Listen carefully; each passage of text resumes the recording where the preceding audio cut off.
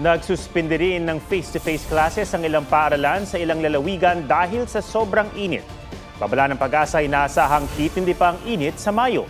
May report si Katrina Son. Si Nanay Neneng kadalasang nagpapahangin sa labas ng bahay dahil sa init.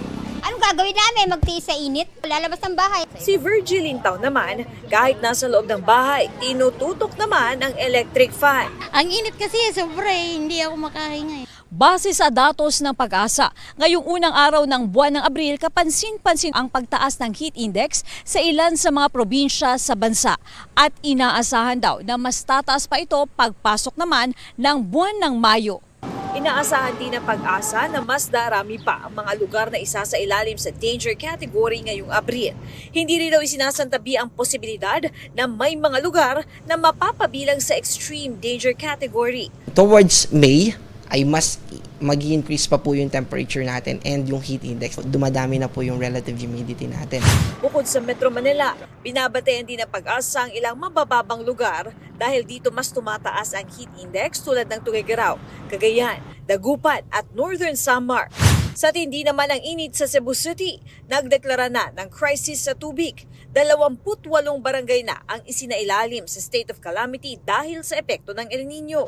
Dagdag pahirap din ang matinding init sa pag-aaral ng mga estudyante.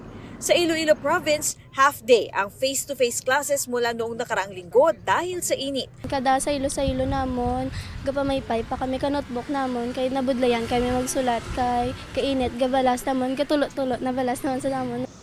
Pero sa Dumangas, Iloilo, suspendido na talaga ang in-person classes sa elementary level. Sa Iloilo City, ipinatupad ngayong araw hanggang bukas ang alternative delivery mode mula preschool hanggang senior high school sa pampubliko at pribadong paaralan.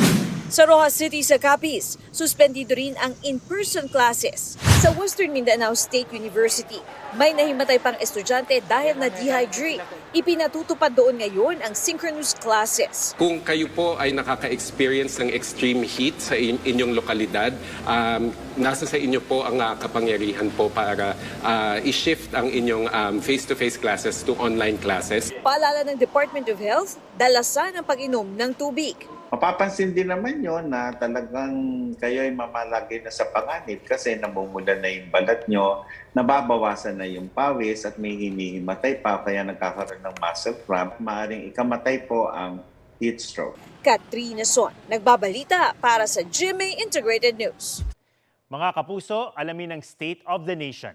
Mag-subscribe sa GMA Integrated News sa YouTube. Sa ating mga kapuso abroad, samahan nyo kami sa GMA Pinoy TV at sa www.gmanews.tv.